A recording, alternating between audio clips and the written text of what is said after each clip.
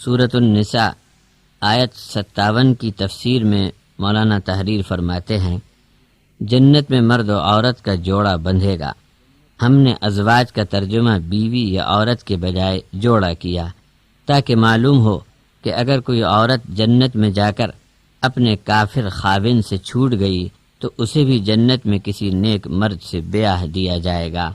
اور دونوں جنت میں پہنچ گئے تو کیا کہنا، سبحان اللہ۔ یہاں کا جوڑا وہاں بھی باقی ہوگا، اسی لیے دنیا میں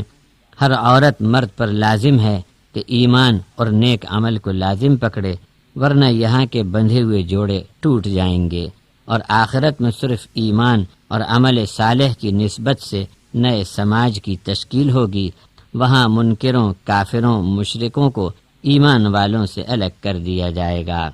سورت نمبر 15 الحجر آیت 47 ہے، وَنَزَعْنَا مَا فِي صُدُورِهِم مِّن غِلٍّ إِخْوَانًا عَلَى سُرُرٍ مُتَقَابِلِينَ۔ اس آیت کی تفسیر ہے،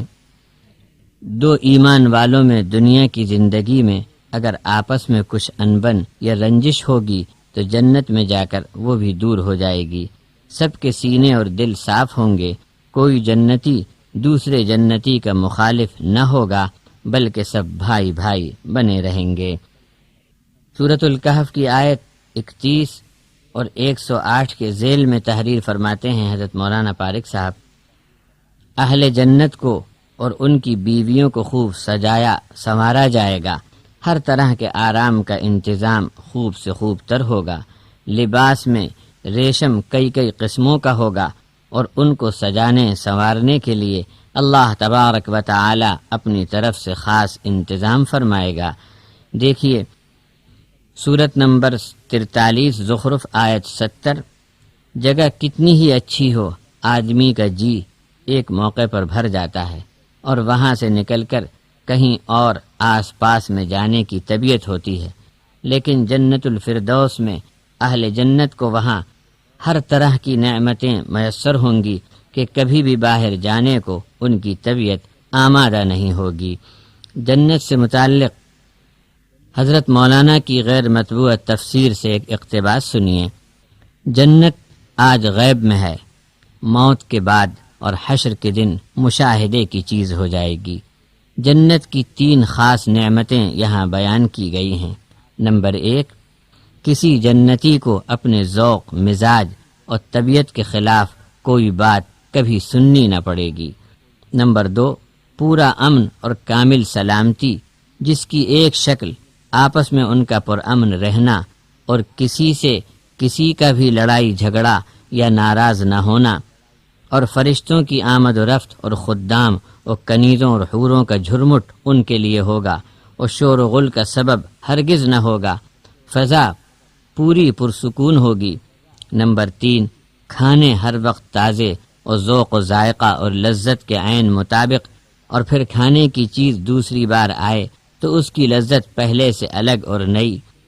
ہر بار ایک مزے کے بعد دوسرے مزے کی تبدیلی سے نیا ذائقہ ملتا رہے گا، اور کھانے میں کبھی دیر یا خدام کی طرف سے غفلت یا کسی اور گڑبڑ کا اندیشہ مطلق نہیں۔ سورہ طٰہٰ کی آیات ہیں،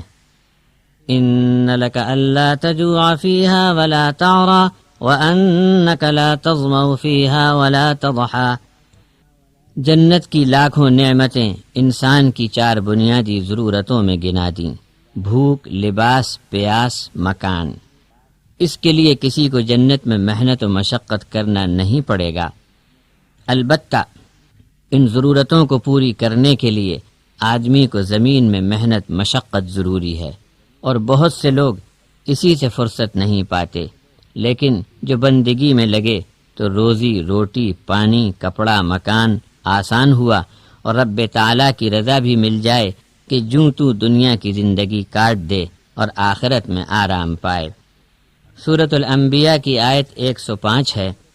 وَلَقَدْ كَتَبْنَا فِي الزَّبُورِ مِن بَعْدِ الذِّكْرِ أَنَّ الْأَرْضَ يَرِثُهَا عِبَادِيَ الصَّالِحُونَ۔